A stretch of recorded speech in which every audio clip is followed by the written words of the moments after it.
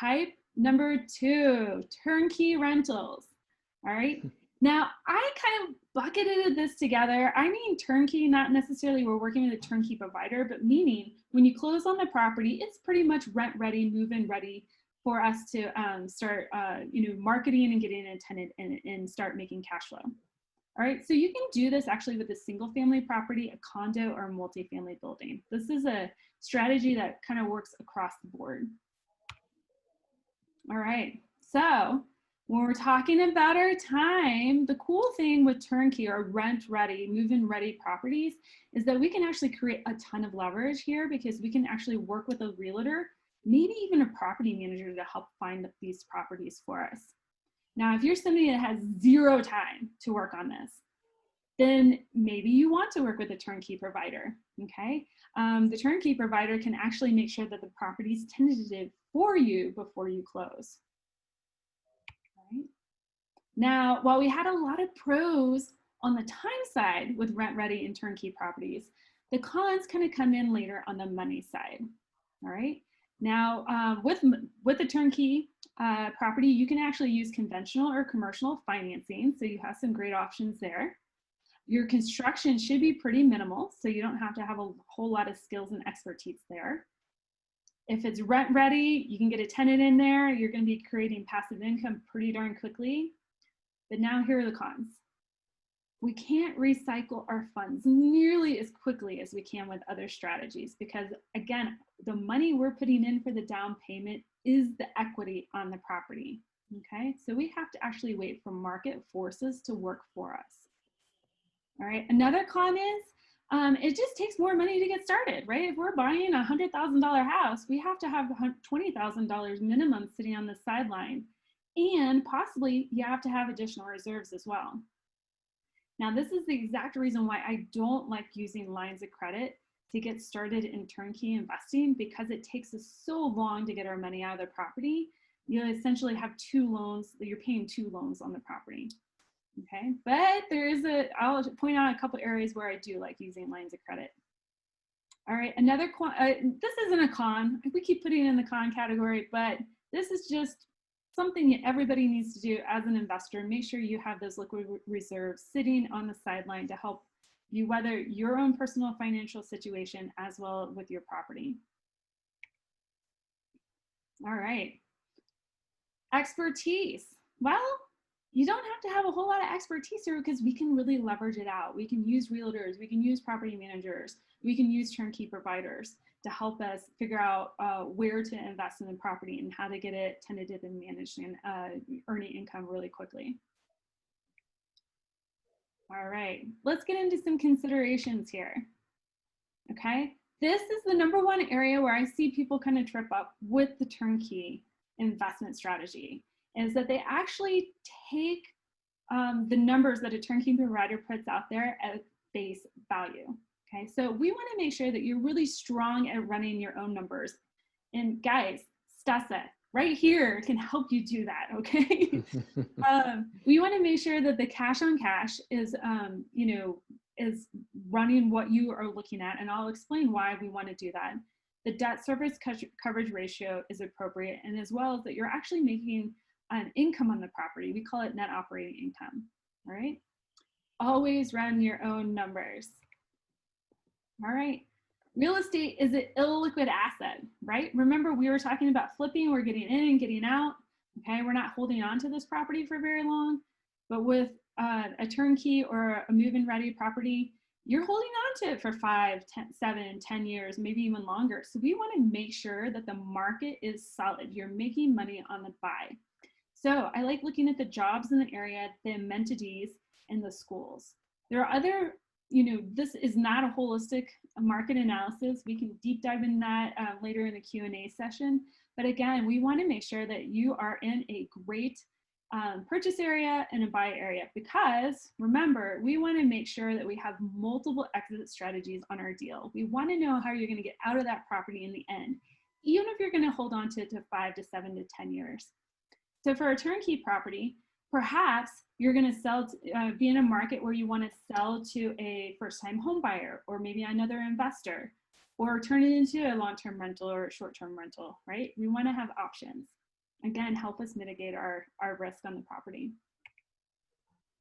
All right, here's the deal that I did in Indianapolis. It is a 3-bedroom, 3-bath house, single family home in a B+ class area. Okay, great, located next to great jobs, great amenities, great schools. It was 1,400 square feet, a little over, and I purchased for $120,000. Zero construction budget, so that was awesome. But it did have a little bit of deferred maintenance. And guys, even if you're buying turnkey, you can negotiate the price on the project as well as key deferred maintenance items. And what I did here is that the fence needed to be replaced and the water heater. And I made sure that the seller put that into escrow. And whenever those things failed for me, I was able to have them replaced. All right, I used a conventional loan, put 20% down. And my whole time on the property was about 2 years. And I made a 40% return, annual return, just from the levered appreciation alone. Okay, I also had the tenant pay down. I had cash flow coming in from the property. I had the inflation hedge as well. So there's several other ways that we can get paid with real estate. All right, best practices. Let's cruise through these one more time. We're going to touch on these again. Repetition is the mother of all skill. So run your numbers. Always do your numbers. You want to make sure you're getting inspections and appraisals on any move-in ready property you buy. Even if the turnkey provider says they've already done it, I would still do it. Okay, that inspector and appraiser are working for you now. All right. Make sure that you're buying a home that actually cash flows. Okay, appreciation is really icing on the cake. Okay. Brad, I don't know how many times we've talked to investors where they bought a house and they only have $50 of cash flow or $100 of cash flow, and then the rental market moves on them, and wow, they're upside down. Mm-hmm. It's so heartbreaking, especially right now in the market we're in. Make sure you have some play and you can remain competitive in the market with your rents. All right, have exit options. Okay, make sure that you're preserving your capital. And Brad, I'm going to turn it over to you for condos. Yeah, no, thanks for that, Whitney. And I couldn't agree more on the running your numbers and cash flow, especially when it comes to single family homes and condos, because when you compare it to other asset classes like multifamily, where you have 20 units, the cash flow tends to be a lot tighter on the single family homes and condos. So you can be underwater pretty quick. And as you know, you make money in real estate when you buy. So if you're tight from the beginning, then any sort of market downturn or global pandemic, and you could be underwater with your assets. So that's very important. Okay, yeah, moving on to condos. So this is where I got my start in investing, and it's a really good way to build up a portfolio in just a couple of years. I always bought new construction condos because you're essentially getting a real estate asset at today's price, but in a year or two down the road. So what this typically means is that you have a nice equity boost once you take possession because of market appreciation. Condo purchases are very market specific, so be sure to be intimately knowledgeable about the markets you invest in. Condos are also very easy to manage and rent out, as they typically are well located, have a nice amenities, and a manager who takes care of all the maintenance outside of your unit. So some pros and cons, as with anything in time, is a big one. So one of the pros is very little of your time is needed. For fix and flips, you're in there swinging a hammer.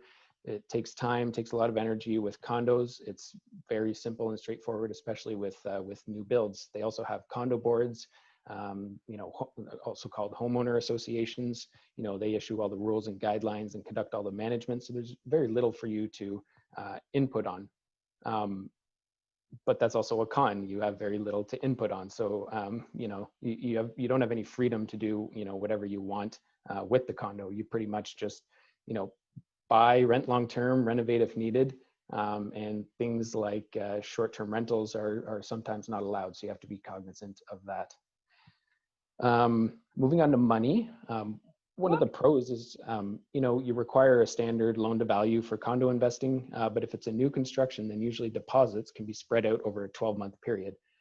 So I'll get into an example that'll explain this later. A downside is that you pay condo fees, which typically always go up year over year. They never go down. So this is a sunk cost that is really, beyond your control.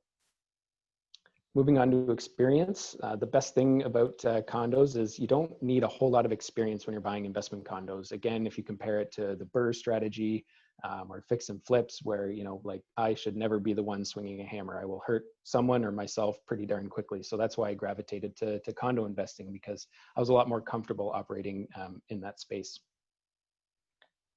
Okay, moving on to some considerations.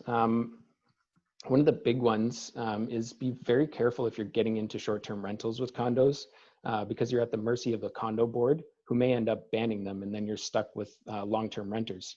I prefer long-term renters for condos to avoid this, or at least make sure, again, going back to the numbers, like Whitney said, make sure your numbers still work with a long-term rental scenario, even if you're getting into short-term rentals.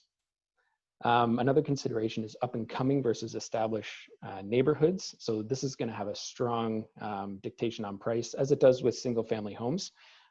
So you may pay top dollar for a high-end neighborhood. I suggest looking at outlier and gentrifying neighborhoods because you're likely to get a lot better appreciation. Another consideration is buying in the different phases of development. It's less risky to buy at the end of a development cycle, but you may be, the units are probably more expensive and there's less supply to choose from. Okay, so a quick case study. There's one of my beautiful studio condos in Montreal. I've purchased 5 of these over the years, and it's really very straightforward.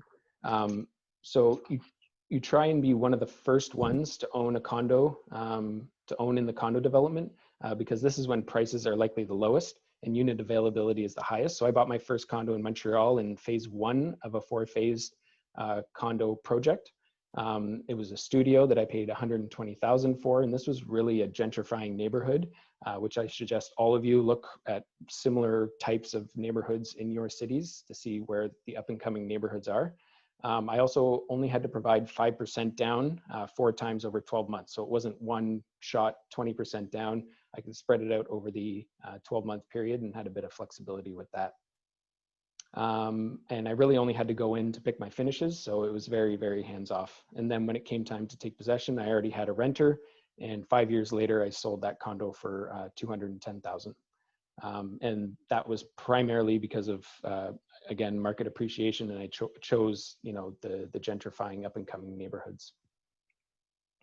So moving on to some best practices. One thing that I always suggest, this isn't true all the time, but most of the time it is, always buy the smallest of any one unit type. So for instance, if you want a 1-bedroom, get the smallest per square foot, as they will likely be the cheapest, but your rent will still attract a full 1-bedroom rent.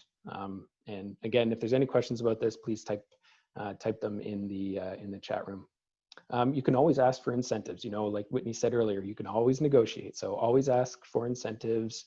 Are there any bonuses being offered by the developer, or is the seller willing to include anything in the sale? Also check your state and federal laws, and ask your accountant, obviously, but about any tax incentives for purchasing a new construction property.